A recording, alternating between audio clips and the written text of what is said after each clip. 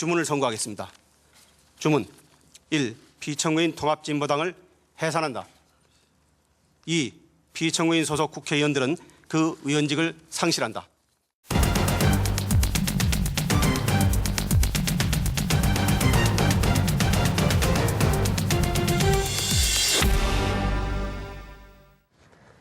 통합진보당은 북한식 사회주의를 추종했다. 헌법재판소가 통합진보당의 해산을 전격 결정했습니다. 네, 우리 헌정 사상 처음 있는 일로 통진당 소속 의원 5명 전원은 의원직을 잃게 됐습니다. 정호윤 기자입니다.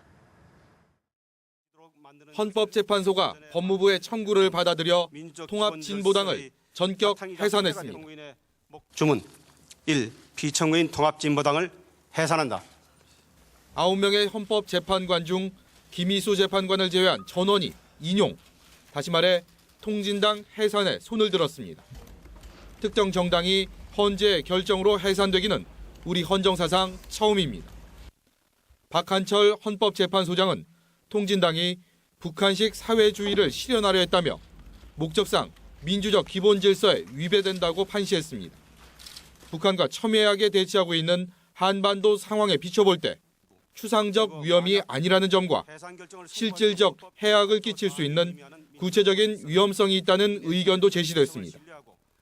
피청구인 주도 세력이 주장하는 진보적 민주주의는 북한의 대남 혁명 전략과 거의 모든 점에서 전체적으로 같거나 매우 유사합니다. 지금까지 법적 근거가 없었던 소속의원의 거취는 지역구와 비례대표에 관계없이 모두 의원직 박탈로 확정됐습니다. 피청구인 소속 국회의원들은 그 의원직을 상실한다. 헌재는 정당 해산의 취지를 실효적으로 확보하기 위해 통진당 의원의 국민 대표성은 부득이 희생될 수밖에 없다고 밝혔습니다. 지난해 11월 법무부가 정당 해산 심판을 청구한 지 409일, 18차례 치열한 공개 변론 끝에 통합진보당은 결국 역사 속으로 사라졌습니다. 뉴스와이 정호윤입니다. 네, 앞서도 잠깐 보셨습니다만 헌재가 통합진보당 해산을 결정한 이유는 무엇일까요? 네, 북한식 사회주의의 실현을 최종 목표로 해서 우리 사회의 민주적 기본 질서에 반한다는 겁니다. 김승욱 기자가 헌재의 논리를 자세히 짚어봤습니다. 헌법재판소가 통합진보당 해산을 결정한 가장 근본적인 논리는 통진당의 실질적 목적과 활동이 민주적 기본 질서에 위배된다는 겁니다. 헌재는 통합진보당의 주도 세력은 북한을 추종하고 있고 이들이 주장하는 진보적 민주주의는 북한의 대남 혁명 전략과 거의 모든 점에서 같거나 매우 유사하다고 판단했습니다. 또 민중민주주의 변형론에 따라 혁명을 추구하면서 북한의 입장을 옹호하고 대한민국의 정통성을 부정하고 있음이 이석기 내란 사건에서 분명히 드러났다고 봤습니다. 결국 통합진보당의 진정한 목적과 활동은 폭력으로 진보적 민주주의를 실현하고 최종적으로 북한식 사회주의를 실현하는 것이라는 게 헌재의 해석입니다. 이에 따라 통합진보당의 실질적 목적이나 활동은 우리 사회의 민주적 기본 질서에 해악을 끼칠 수 있어 우리 헌법상 민주적 기본 질서에 위배된다는 겁니다. 헌재는 합헌정당을 가장해 상당한 액수의 정당 보조금을 받아 활동하면서 민주적 기본 질서를 파괴하려는 통진당의 위험을 제거하기 위해서는 정당 해산 결정 외 다른 대안은 없다고 강조했습니다. 통진당 소속 의원 5명의 의원직 상실 역시 불가피하다고 판단했습니다. 위헌정당 소속 국회의원이 의원직을 유지한다면 실질적으로 그 정당이 계속 존속하는 것과 마찬가지의 결과를 가져오기 때문에 해당 의원의 의원직을 박탈할 수밖에 없다는 겁니다. 결국 폭력적 방법으로 북한식 사회주의 실현을 추구한 결과 통합진보당과 소속 의원들은 역사의 뒤안길로 사라지게 됐습니다. 뉴스와이 김승욱입니다. 통합진보당의 해산, 결국 9명의 재판관 손에 의해 결정됐습니다. 네, 각 재판관의 성향과 그들이 실제 어떤 결정을 내렸는지 장동호 기자가 정리했습니다. 판결 초반만 해도 속단하기 힘들었던 결정. 이 부분에 대해서는 재판관들의 의견이 두 가지로 나뉘었습니다. 하지만 헌법재판소는 결국 통합진보당의 해산을 선고했습니다. 9명의 재판관은 각자 어떤 선택을 내렸을까요? 박근혜 대통령이 임명한 검찰 출신 박한철 소장은 정당 해산을 결정했습니다. 역시 박 대통령이 추천한 서기석 재판관도 보수 성향으로 해산에 찬성했습니다. 국회 여당 몫의 추천을 받은 안창호 재판관과 양승태 대법원장이 추천한 이진성 재판관, 두 사람도 역시 찬성표를 던졌습니다. 김창종 재판관도 해산 찬성에 손을 들었고, 여야가 합의해 중도라는 시각이 지배적이던 강일원 재판관 또한 통진당의 해산이 적법하다고 판단했습니다. 서울고등법원장 출신의 조용호 재판관도 예상대로 정당 해산을 선택했습니다. 이정미 재판관은 진보 성향으로 보는 시각이 많았지만 예상을 깨고 정당 해산에 찬성했습니다.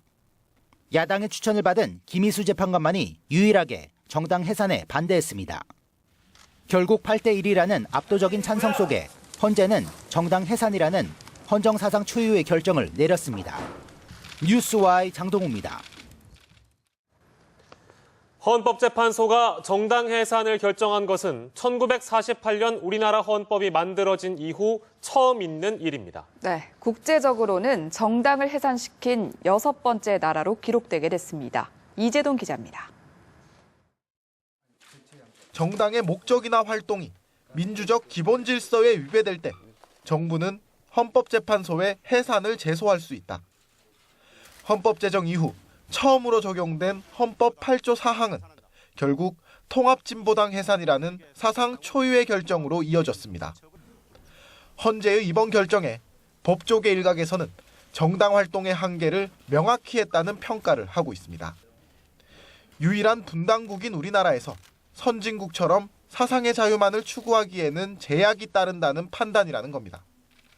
반면 정당 해산이라는 결론을 내리기까지 1년이라는 심리기간이 충분했느냐는 비판과 함께 소수 정당을 보호하기 위한 위헌정당 해산심판제도의 취지에 반한 결정이라며 헌재 무용론까지 제기되고 있습니다. 사법적인 판단으로 정당이 해산된 것은 이번이 처음이지만 과거 정권에 위협이 되는 정치적 맞수를 숙청하는 도구로 정당 해산 조치가 취해진 적은 있습니다. 이승만 대통령 집권 시절 진보당이 해산됐고 1961년 5.16 쿠데타로 모든 정당이, 또 1972년 유신헌법 선포 후 전 국회가 해산된 사례가 있습니다. 1980년 12.12 쿠데타 이후 신군부의 집권으로 정당이 해산되기도 했습니다. 정당 해산은 국제적으로도 매우 드문 일인데 2차 세계대전 이후 나치 지우기를 위해 공산당을 해산한 독일을 비롯해 터키와 스페인, 이집트와 태국 등 5개 나라가 전부입니다. 뉴스와이 이재동입니다.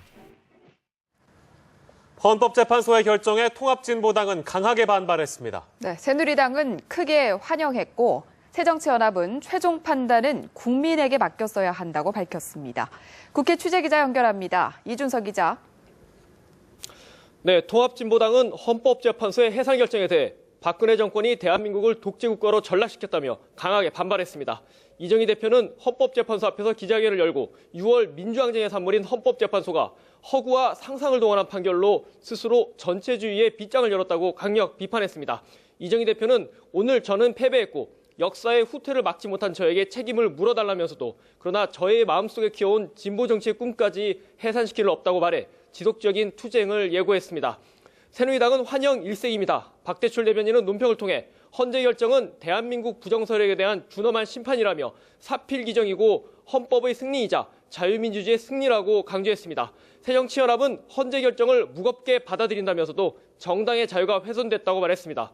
박수현 대변인은 브리핑에서 정당의 존립 기반은 주권자인 국민이라며 정당의 운명은 국민의 판단에 맡기는 것이 합당하다고 밝혔습니다. 네, 헌재 결정으로 통합진보당 소속 의원 5명이 모두 의원직을 잃었는데 앞으로는 어떻게 되는 겁니까? 네, 의원직이 박탈당한 통합진보당 소속 의원은 모두 5명입니다. 이석기, 김재현 의원 등 비례대표 의원이 2명이고 김미희, 오병윤, 이상규 의원까지 지역구 의원이 3명입니다.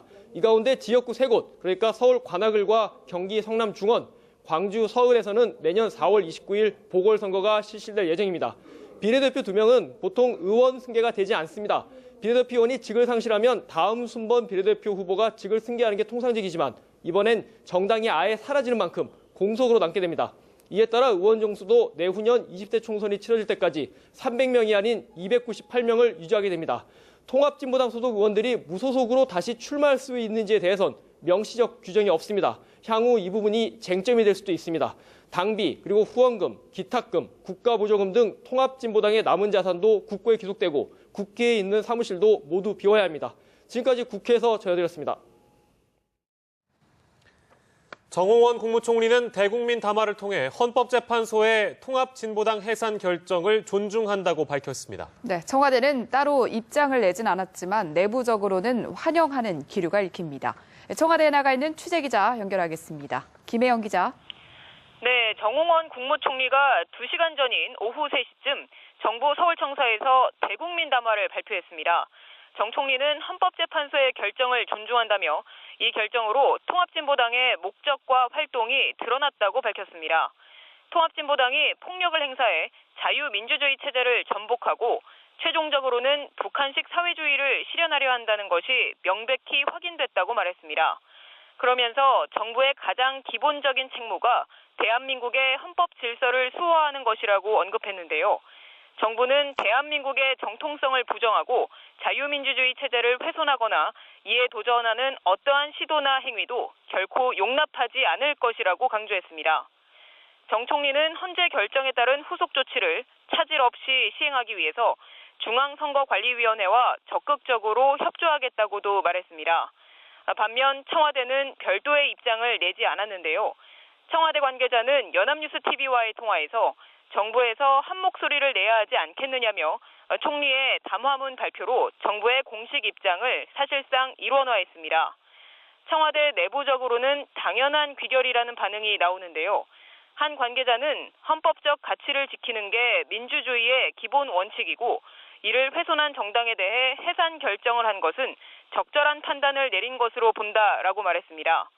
다만 여의도 정치권이 이념 대립에 휘말려 민생 법안의 처리가 지연되지 않겠느냐는 우려의 목소리도 나옵니다. 지금까지 청와대에서 뉴스와이 김혜영입니다. 황교안 법무부 장관은 헌법재판소가 통합진보당 해산 결정을 내린 것과 관련해서 법과 원칙에 따른 적절한 결정을 내렸다고 생각한다고 밝혔습니다. 황 장관은 오후 2시 국무총리가 주재하는 관계장관 회의에 참석하려고 정부 서울청사에 들어서면서 기다리고 있었던 취재진에게 이같이 말했습니다. 황 장관은 재산 환수 등 후속 조치들이 잘 마무리되도록 하겠다고 밝혔습니다. 네, 통합진보당의 해산 소식을 외신들도 주요 뉴스로 전했습니다. AP통신은 헌재가 정당 해산 결정을 한 것은 1988년 헌재 출범 이후 처음이라고 전하며 한때 군부 독재를 겪은 한국에서 또다시 표현의 자유를 제한하려는 움직임이 나온다는 비판과 함께 좌우 진영 간의 정치적 대립도 커질 수 있다는 우려가 있다고 보도했습니다. 로이터 통신은 박근혜 정부의 이번 결정이 이념과 북한 문제를 놓고 첨예하게 갈린 한국에서 보수와 진보 진영 간의 대립이 격렬하게 전개되는 와중에 나왔다고 보도했습니다. 영국 BBC 방송은 한국이 수십 년 만에 처음으로 정당 해산 결정을 내렸다며 이런 움직임은 한국에서 표현과 집회, 결사의 자유에 대한 우려를 낳고 있다고 전했습니다.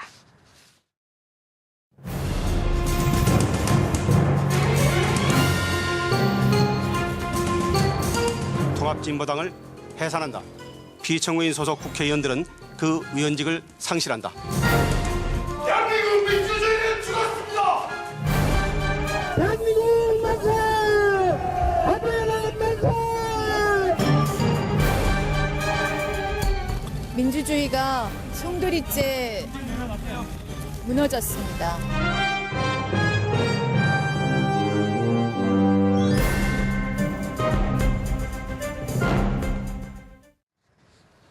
네, 통합진보당에 대한 해산 결정이 난 직후 헌법재판소 앞에서 찬반 집회를 열었던 진보와 보수단체들의 표정도 엇갈렸습니다.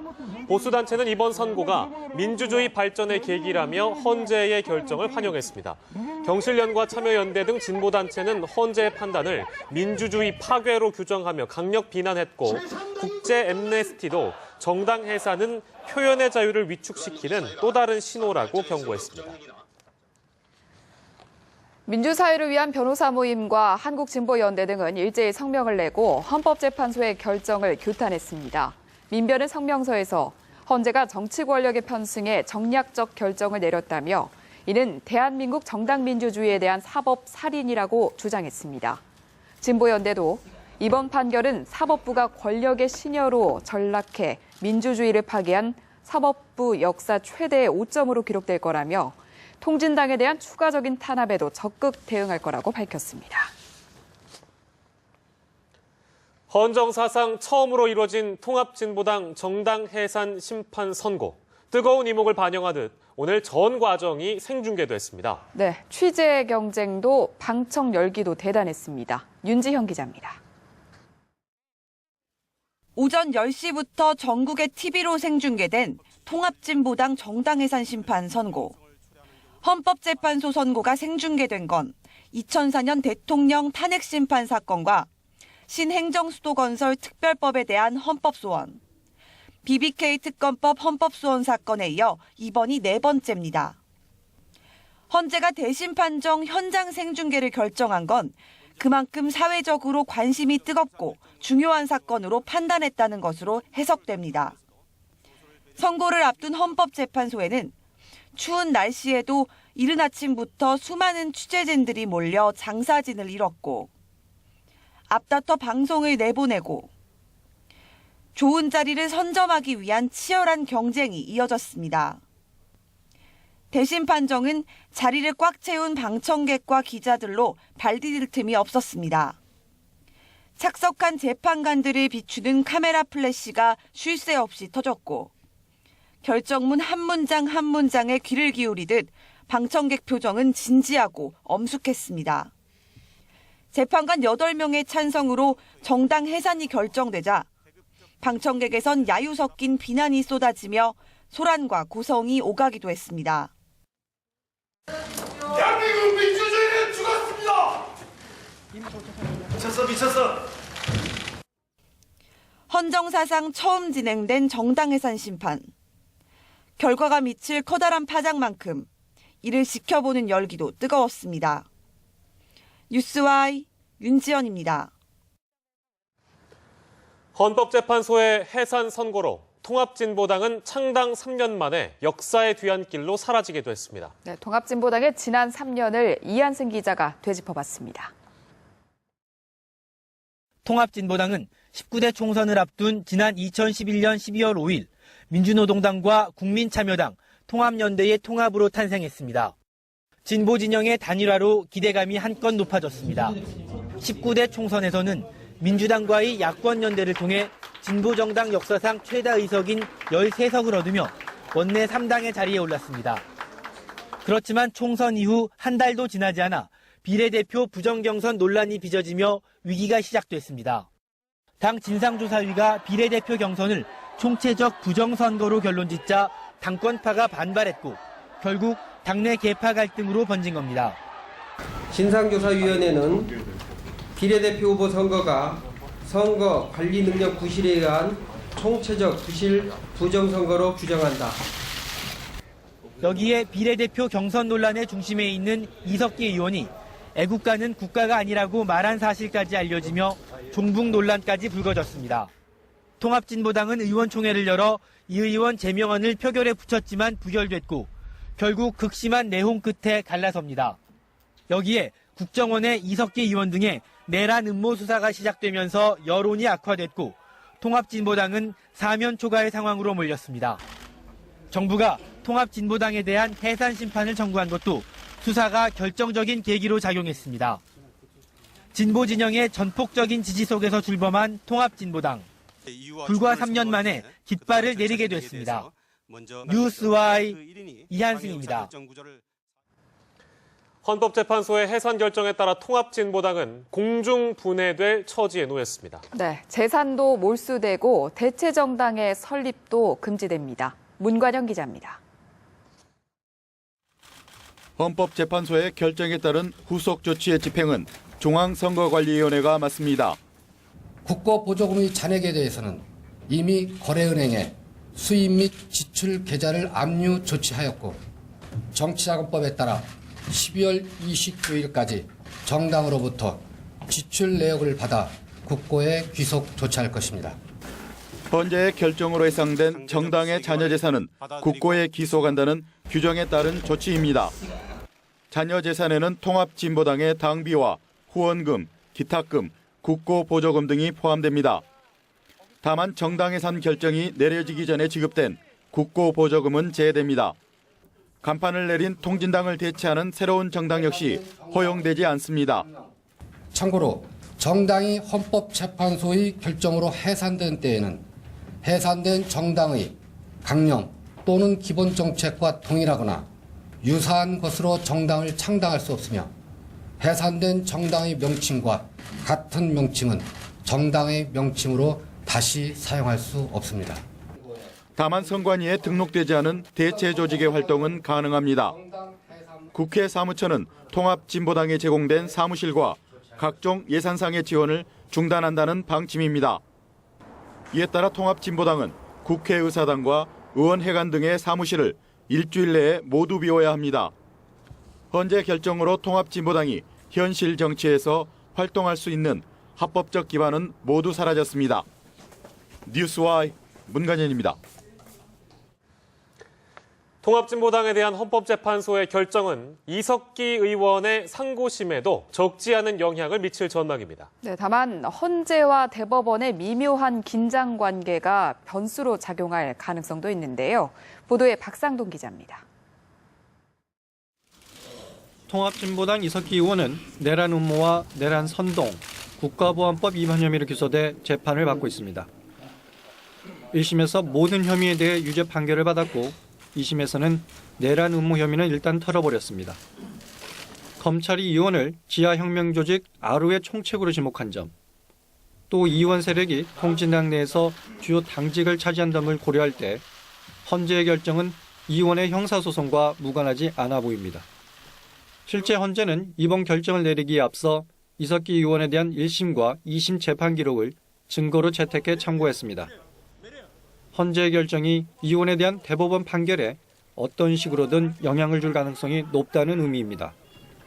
하지만 최고재판소 자리를 놓고 대법원과 헌재가 미묘한 긴장 관계를 형성하는 점은 변수입니다. 법조계에선 당초 헌재가 대법원의 판결 선고를 지켜본 뒤 통진당의 해상 여부를 결정할 거란 관측이 많았습니다. 그러나 박한철 헌재소장이 지난 10월 국정감사에서 통진당 선고를 올해 안에 할 것이란 이례적 발언을 했고 결국 그대로 실현했습니다. 때문에 내년 초로 예상되는 상고심 판결에서 대법원이 헌재의 논리를 모두 받아들이진 않을 거란 관측도 나오고 있습니다. 뉴스와이 박상균입니다.